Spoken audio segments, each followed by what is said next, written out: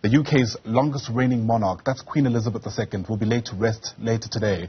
The funeral will start at Westminster Abbey, where thousands would bid farewell to her, then move to Windsor Castle for an intimate service. After that, there'll be a private burial, we're told. So let's get you a sense of how things are likely to pan out from today. Bring in UK broadcaster Carla Delaney, who joins us now live from the United Kingdom via our telephone line. Carla, great to have you on the program. Thanks so much indeed for speaking to us. So much planned for the day ahead. In fact, today's procession and proceedings have been planned for years now. Perhaps let's begin with where you are, what you're able to see, and where you reckon much of the attention will be this morning.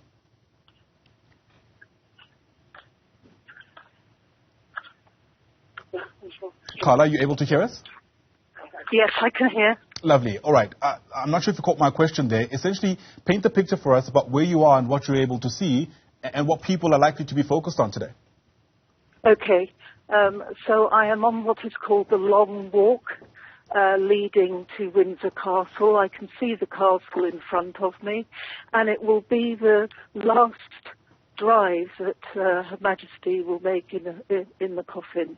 They will be coming down the location where I am currently walking.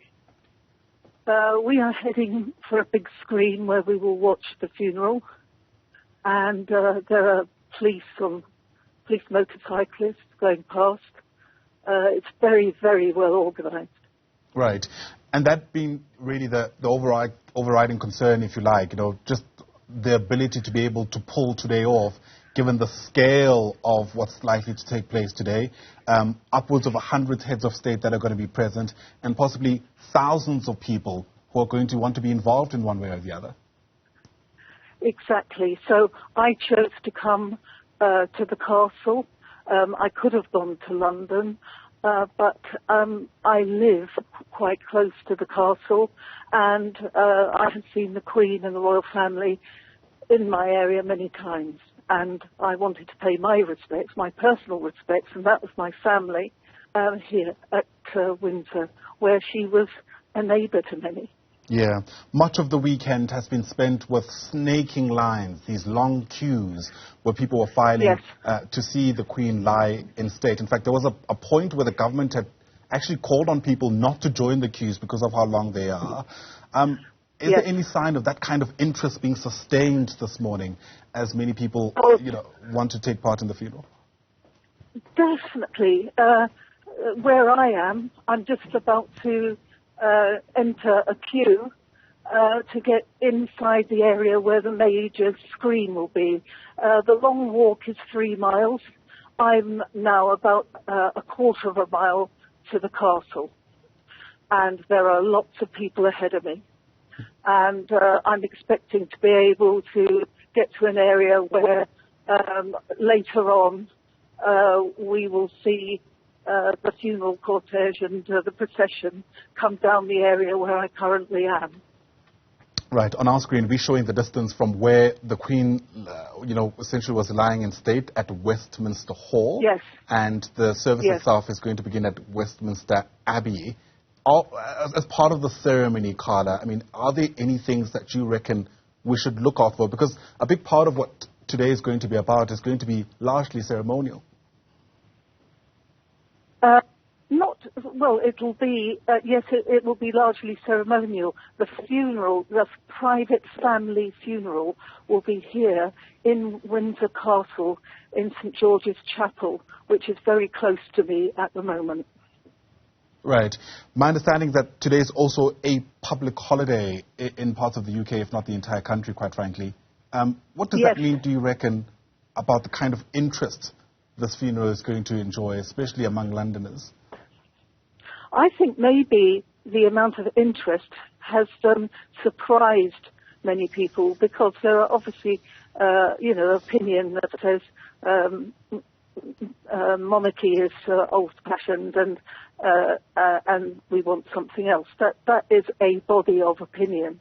But when you see the thousands and thousands and thousands of people who have turned out in London and are now turning out in Windsor, you can see that there is quite a taste for, certainly Her Majesty and the future of the monarchy.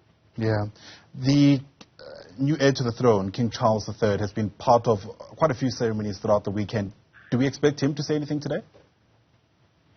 I've got a plane going over because we are close to Heathrow.